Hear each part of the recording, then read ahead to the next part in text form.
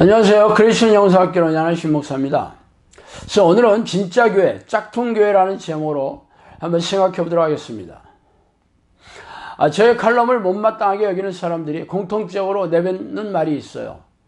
제가 기존의 교회를 공격한다는 것이죠. 이러한 기준은 자신이 다니는 교회 목회자들에게 들은 그런 내용일 것입니다.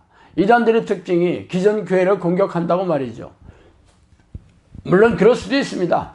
그러나 기존 교회를 공격하는 이들이 죄다 이단 교회라고 보는 것은 성경적이 아니죠. 예수님은 당시 기존 교회인 유대교회를 통렬하게 공격했습니다. 그래서 유대교 지도자들은 당시 초대 교회를 가리켜 나사렛 예수 이단의 무리라고 불렀죠. 그렇다고 제가 기존 교회를 공격하는 자들을 정당화하려는 것은 아닙니다. 공격하는 이유가 성경적이냐는 것에 달려 있겠죠. 그러나 그것을 분별하는 것은 오로지 여러분의 몫일 것입니다. 그래서 오늘은 성령이 함께 하시는 하나님의 교회와 사탄이 지배하는 짝퉁 교회의 차이를 살펴보도록 하겠습니다.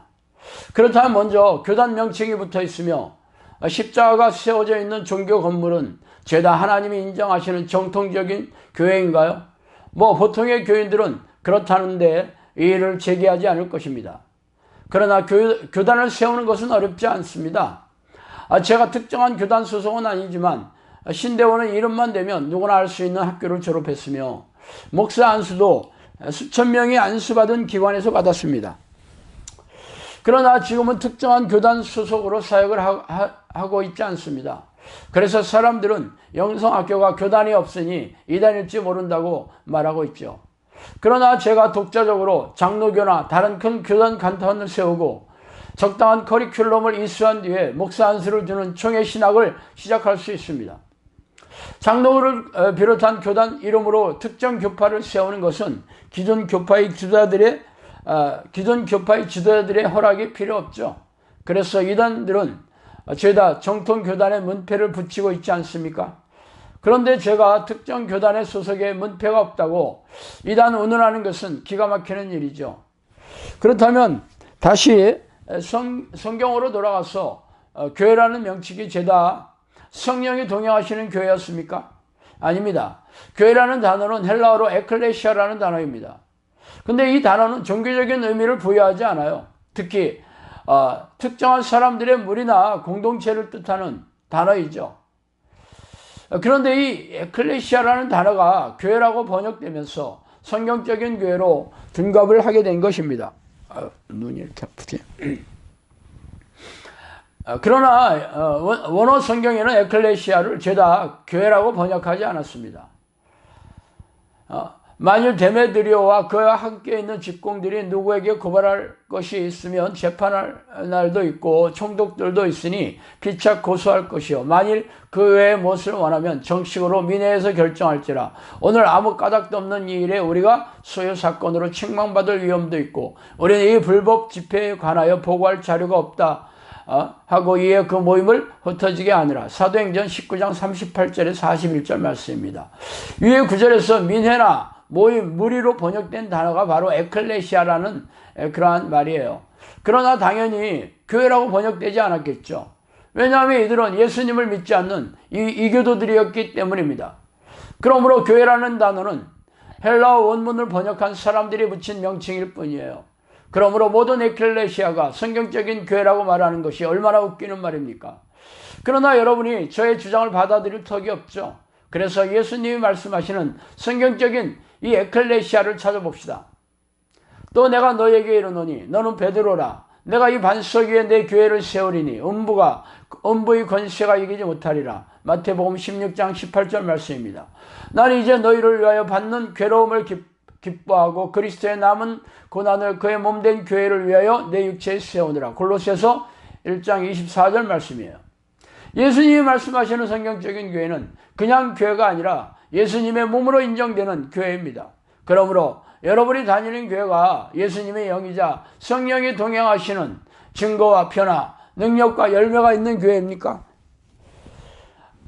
아니면 성령의 능력 따위는 찾아볼 수 없고 다만 교단에서 운영하는 신학교를 졸업한 목회자가 예배의식을 진행하며 희생적인 신앙행위를 하는 것에 불과한 종교 집단인지 살펴보시기 바랍니다.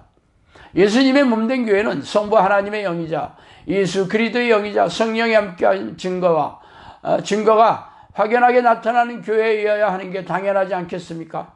그러나 단지 기독교의 종교의식을 거행하는 종교 집단이라면 불교나 이슬람교나 무당집과 다를 게 무엇이 있습니까?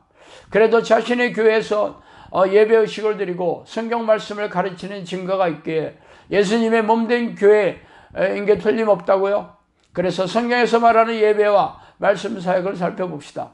아버지께 참되게 예배하는 자들은 영과 진리로 예배할 때가 오나니 곧 이때라. 아버지께서는 자기에게 이렇게 예배하는 자들을 찾으시느니라. 하나님의 영이시니 예배하는 자가 영과 진리로 예배할지니라. 로마서 4장 23절 24절 말씀이에요.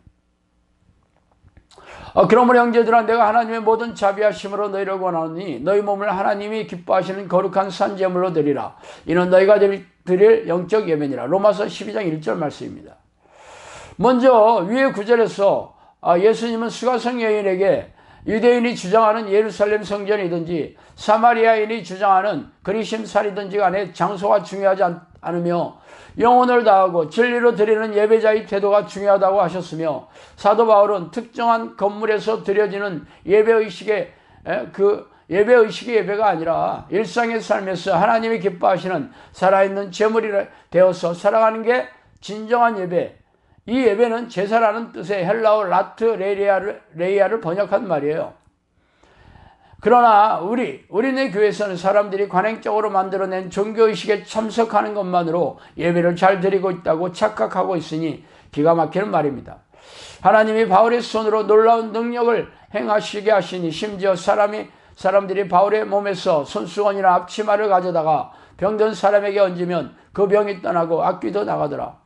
이에 돌아다니며 마술하는 어떤 유대인들이 시험함 삼아 악기 들린 자들에게 주 예수의 이름을 불러 말하되 내가 바울이 전파하는 예수를 의지하여 너희에게 명하노라 하느라. 유대의 한 제사장 스게와의 7 아들도 이 일을 행하더니 악기가 대답하여 이르되 내가 예수도 알고 바울도 알거니와 너희는 누구냐 하며 악기 들린 사람이 그에게서 뛰어올라 눌러 이기니 그들이 상하여 벗은 몸으로 그 집에서 도망하는지라.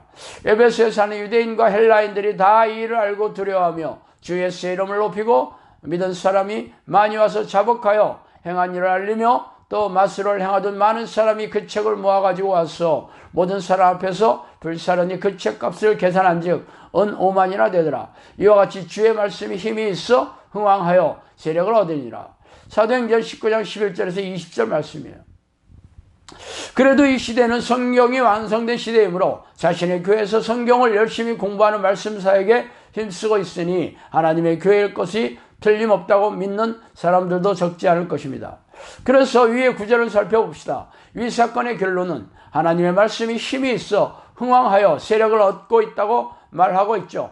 그러나 이들이 말씀을 암송하고 공부하여 머릿속에 지식으로 쌓아두고 있는 것만을 말하고 있습니까? 아닙니다. 성령의 능력으로 귀신을 쫓아내는 고질병을 고치는 기적과 이적으로 수많은 사람들이 이를 보고 살아계신 하나님의 능력 앞에 무릎을 꿇고 있는 것을 말하고 있죠. 그래서 당신네 교회는 말씀의 능력이 나타났어 수많은 사람들이 찾아와서 구원을 얻고 있습니까? 아니라면 짝퉁 교회임에 틀림이 없습니다. 교단 문 배를 붙이고 수많은 교인들이 와서 예배의식을 거행한다고 성령이 동행하시는 교회가 아닙니다. 성령의 능력이 나타났어 귀신이 쫓겨나가며 고질병이 낫는 기적과 이적으로 영혼을 구원하고 성령이 동행하는 제자들을 양육하는 교회가 진짜 교회일 것입니다. 오늘 여기까지 하겠습니다. 감사합니다.